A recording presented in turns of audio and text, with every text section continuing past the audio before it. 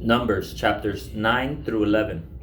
In the first month of the second year after their departure from the land of Egypt, the Lord told Moses in the wilderness of Sinai, "The Israelites are to observe the Passover at its appointed time.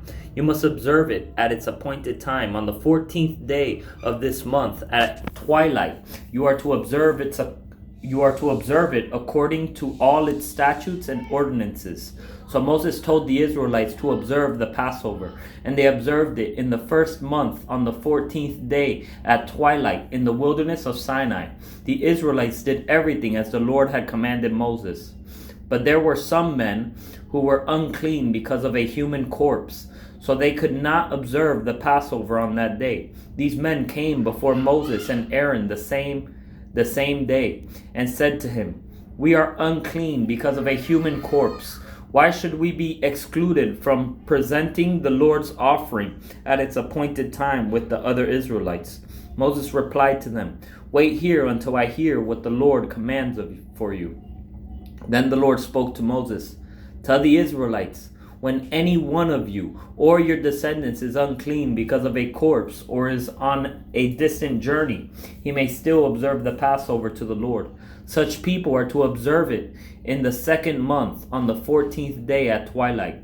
They are to eat the animal with unleavened bread and bitter herbs. They may not leave any of it until morning or break any of its bones. They must observe the Passover according to all its statutes. But the man who is ceremonially clean is not on a journey and yet fails to observe the Passover is to be cut off from his people because he did not present the Lord's offering at its appointed time. That man will bear the consequences of his sin. If an alien resides with you and wants to observe the Passover to the Lord, he is to do it according to the Passover statute and its ordinances. You are to apply the same statute to both the resident alien and the native of the land. On the day the tabernacle was set up, the cloud covered the tabernacle, the tent of the testimony, and it appeared like fire above the tabernacle from evening until morning. It remained that way continuously. The cloud would cover it, appearing like fire at night. Whenever the cloud was lifted up above the tent, the Israelites would set out at the place where the cloud stopped. There the Israelites camped. There's no distinction between them. They're both to offer the same thing at the same time. They're both to do it the same way, the same requirements for both. Rather a resident, right? Or an alien living amongst them. There's no distinction between them when it comes to offering this to the Lord. At the Lord's command, the Israelites set out, and at the Lord's command, they camped. As long as the cloud stayed over the tabernacle, they camped. Even when the cloud stayed over the tabernacle many days, the Israelites carried out the Lord's requirement and did not set out. Sometimes the cloud remained over the tabernacle for only a few days. They would camp at the Lord's command and set out at the Lord's command. Sometimes the cloud remained only from evening until morning. When the cloud lifted in the morning, they set out, or if it remained a day and a night, they moved out when the cloud lifted.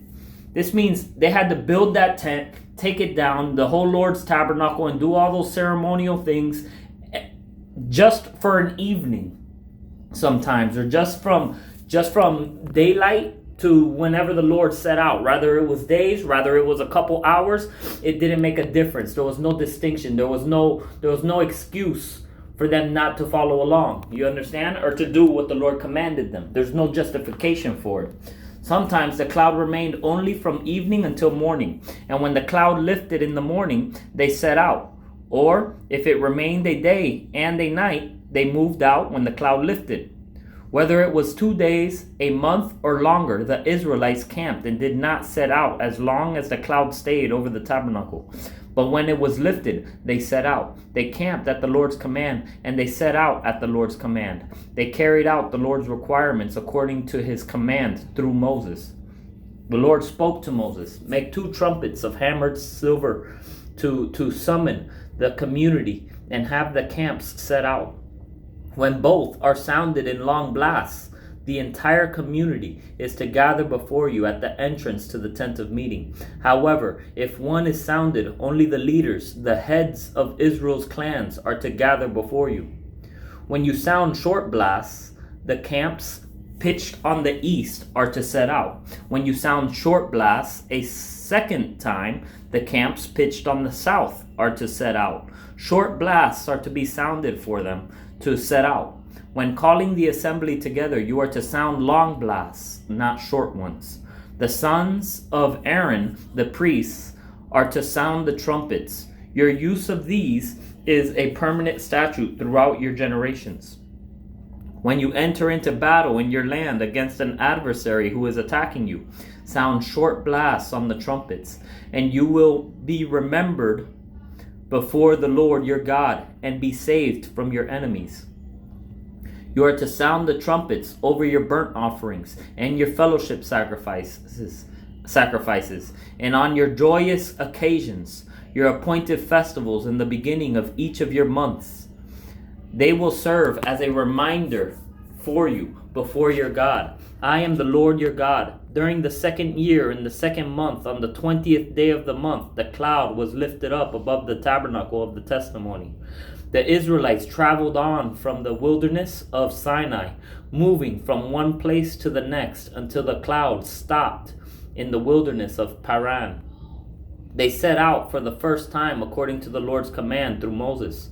The military divisions of the camp of Judah's descendants with their banners set out first, and Nahshon, son of Amminadab, was over their divisions.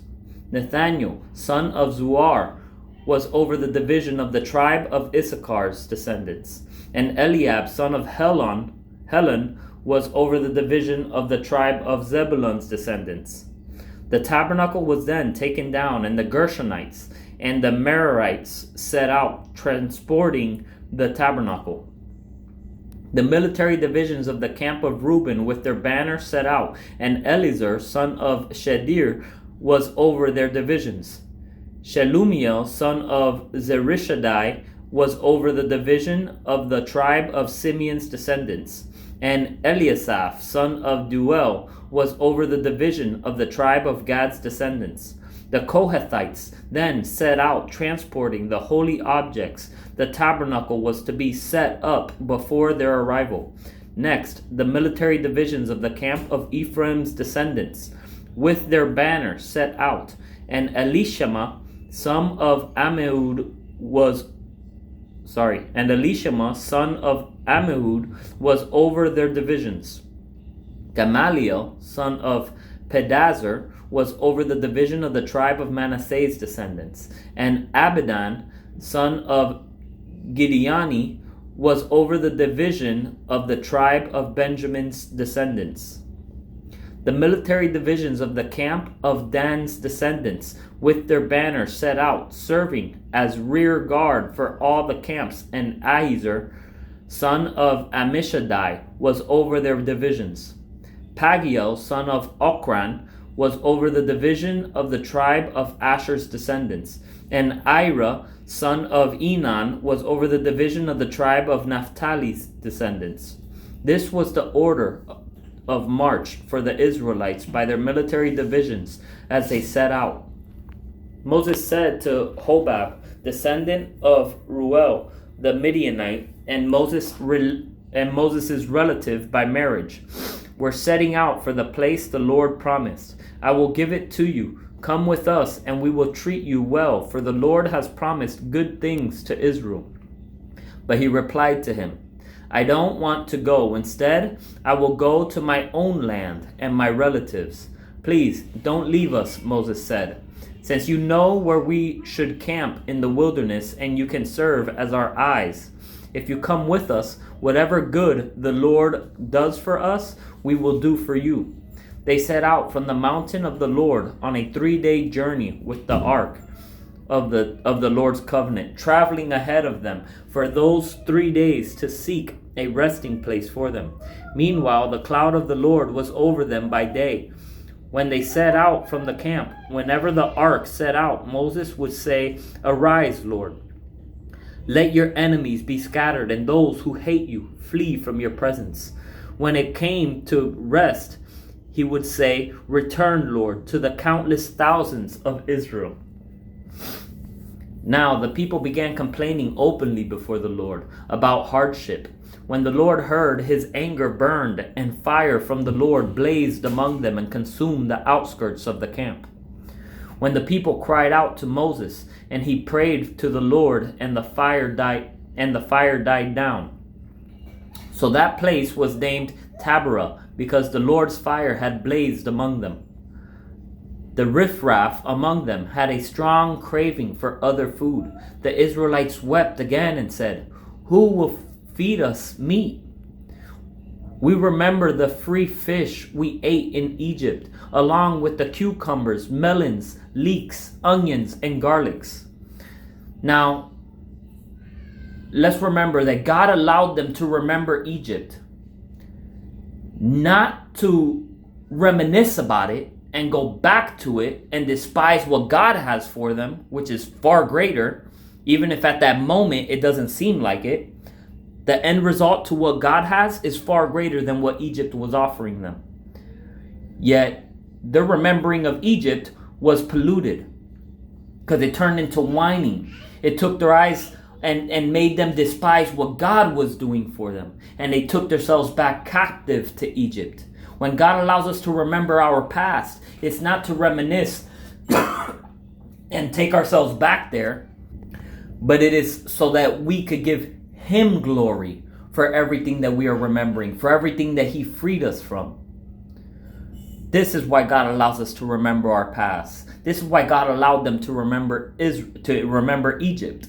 Only they perverted that. They didn't do that. What they did was reminisce about it, take themselves back there in their minds, in their hearts, coveted it, and despised what God had for them. That's why you shall not covet what your neighbor has, because God has for you what He wants you to have in that season. Don't despise what God has for you in that season, because the next season it might be abundant that He has for you, and then you might limit yourself to a certain amount of what your neighbor had, because that's what you put on yourself by coveting what your neighbor has. We remember the free fish we ate in Egypt, along with the cucumbers, melons, leeks, onions, and garlic. But now our appetite is gone. There's nothing to look at but this manna. The manna resembled coriander seed, and its appearance was like that of bdellium. The people walked around and gathered it. They ground it on a pair of grinding stones, or crushed it in a mortar, then boiled it in a cooking pot and shaped it into cakes. It tasted like a pastry cooked with the finest oil. You know, they found the real Mount Sinai, and around it they have a bunch of rocks that they see thrown around there, like thousands of rocks that have like a chunk grinded out of it. And it's believed that those are the rocks that they used to grind up the manna that the Lord talked about here, that the Lord fed them. When the dew fell on the camp at night, the manna would fall with it. Moses heard the people, family after family, weeping at the entrance of their tents. The Lord was very angry with Moses. The Lord was very angry. Moses was also provoked. So Moses asked the Lord. They don't realize that every time they're complaining to Moses, they're not complaining about Moses, but they're despising and complaining against God and what He's doing for them. So Moses asked the Lord, Why have you brought such trouble on your servant? Why are you angry with me? And why do you burden me with all these people? Did I conceive all these people? Did I give them birth? So you should tell me, carry them on your breast, as a nursing mother carries a baby to the land that you swore to give their ancestors. This reminds me of the verse where Jesus says that they don't despise you, they don't reject you, but they reject me in you. And when they receive you, they receive me. Did I conceive all these people? Did I give them birth? So you should tell me, carry them at your breast, as a nursing mother carries a baby to the land that you swore to give their ancestors. Where can I get meat to give all these people? For they are weeping to me. Give us meat to eat.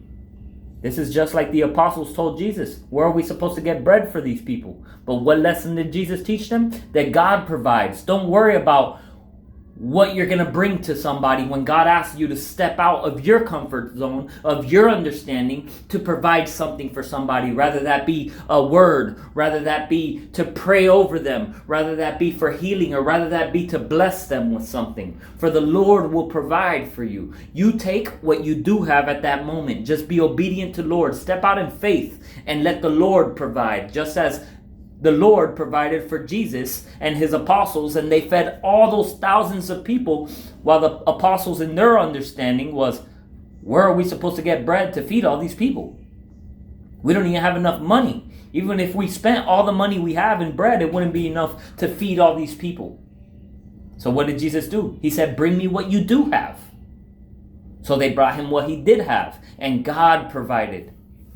I can't carry all these people by myself. They are too much for me.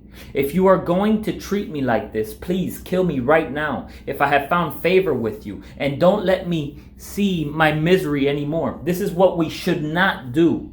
When the attacks and the trials and the tribulations of people come upon us, we should remember that it's the Lord that they're coming against, not ourselves, that we do not get discouraged, but we are strengthened through the Lord's finished work. And it is him living in us, and we're just being obedient to him.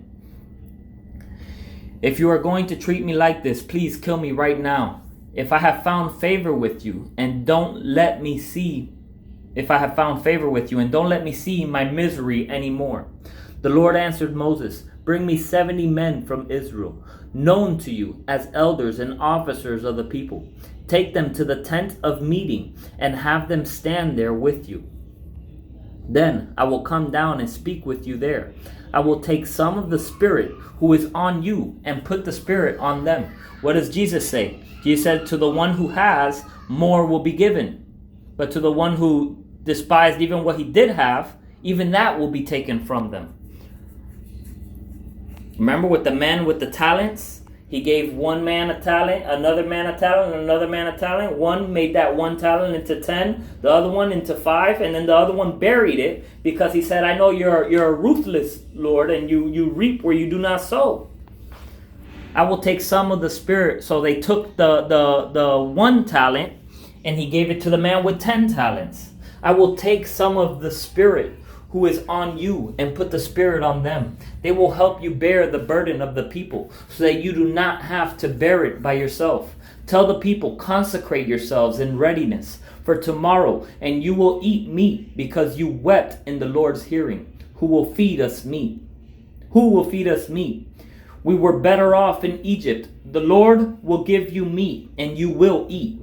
You will eat not for 1 day or 2 days or 5 days, or even 10 days, or 10 days, or 20 days, but for the whole month until it comes out of your nostrils and becomes nauseating to you, because you have rejected the Lord who is among you and wept before him. Why did we ever leave Egypt? Ungrateful.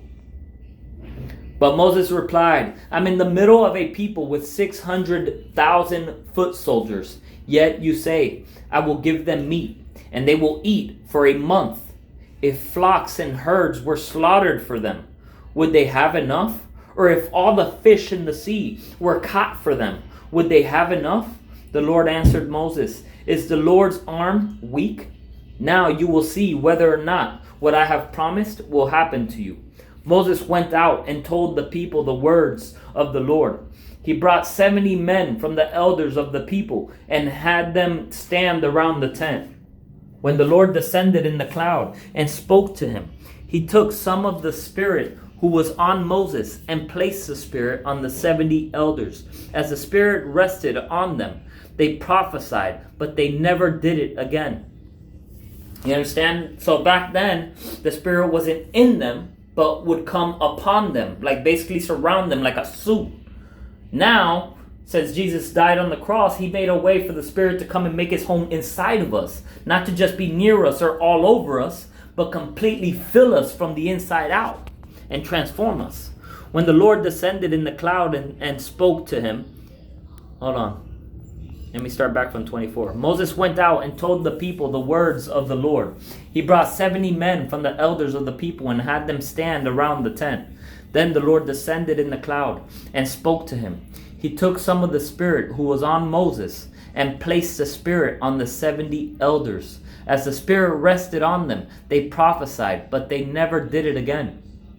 2 men had remained in the camp, one named Eldad and the other Medad. The Spirit rested on them. They were among those listed, but had not gone out to the tent, and they prophesied in the camp. A young man ran and reported to Moses, Eldad and Medad are prophesying in the camp. Joshua, son of Nun, assistant of Moses since his youth, responded, Moses, my Lord, stop them. It sounds just like when the people were going out casting out demons in Jesus' name. And they were like, oh, they're not your followers. Stop them. And Jesus said, if they're not against you, they're for you. But Moses asked him, are you jealous on my account? If only all the Lord's people were prophets, and the Lord would place his Spirit on them. Then Moses returned to the camp along with the elders of Israel. A wind sent by the Lord came up and blew quail in from the sea. It dropped them all around the camp. They were flying 3 feet off the ground for about a day's journey in every direction. The people were up all day and night, and all the next day gathering the quail. The one who took the least gathered 60 bushels, and they spread them out all around the camp. While the meat was still between their teeth, before it was chewed, the Lord's anger burned against the people, and the Lord struck them with a very severe plague. Now I wonder why that happened. Probably because they were so anxious for the meat that when it came, they forgot to give thanks to the Lord for what he did give them. And they just started gorging themselves and filling themselves and spreading out this meat and getting distracted by what they finally have. A lot of time when the Lord gives us a lot, we tend to forget him and push him aside. It's like we come to him for what we need instead of realizing what we truly need is him. So these men started gorging themselves with this meat, taking for granted what the Lord just did for them. They didn't even at least give him thanks for what he just provided for them. While the meat was still between their teeth, before it was chewed, the Lord's anger burned against the people, and the Lord struck them with a very severe plague. So they named the place Kibroth Hattava, because there they buried the people who had craved the meat. From Kibroth Hattava, the people moved on to Hazeroth and remained there.